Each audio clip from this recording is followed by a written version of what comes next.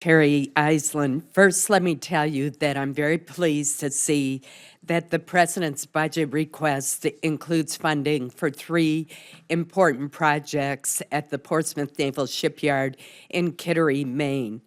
This shipyard is considered the gold standard. It's the most productive of our 4 public shipyards. I can say that not only because it's true, but there are no other members here representing the other 3 who could contradict that statement.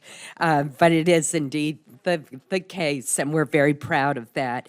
I particularly am pleased to see that funding of $27 million has been requested to replace the medical and dental clinic.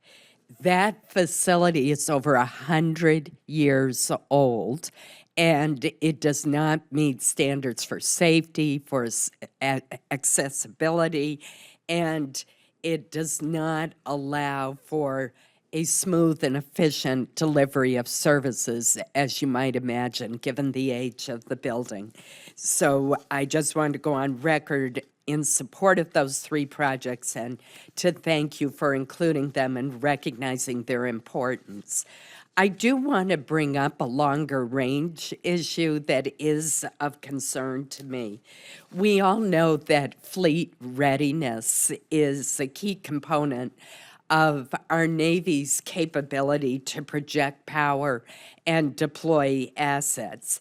And our nation's 4 public shipyards ensure this readiness as they restore, repair, and modernize ships and submarines at dry docks. According to NAVSEA and the Navy's Shore Mission Integration Group, however, naval shipyard dry dock capacity is inadequate to service future fleet maintenance needs. And my concern is without this capacity, the readiness of our ships and submarines is placed at risk, and we will be left vulnerable, particularly as we look at what China and Russia are doing. So to respond to these threats, we must invest in dry docks, a critical component of fleet maintenance.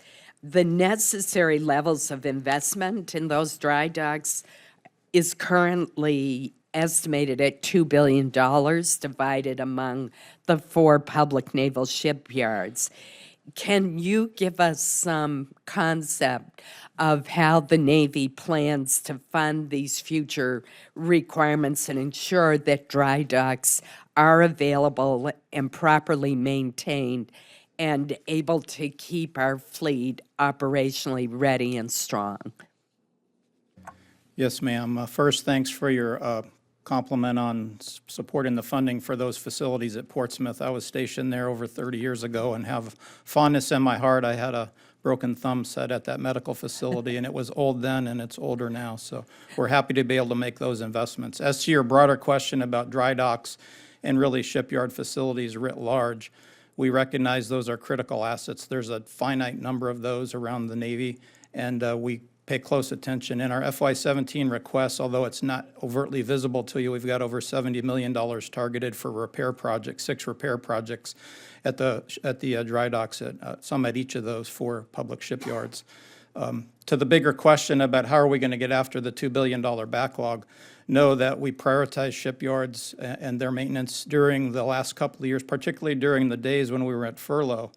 The Navy leaders recognized very directly the importance of ship repair capability. We had people, weight handlers, who operated cranes at a shipyard unable to come to work because of a furlough, and we ended up with 4-star senior leaders directly managing people's days on and days off to make sure that we met the ship repair capability, because that has direct implications on operational readiness. So we know where our challenges are. We've got, as I mentioned in my opening remarks, we've got a very good system of understanding what our critical facilities are. Dry docks clearly are at the top of the list, and we know the condition of them.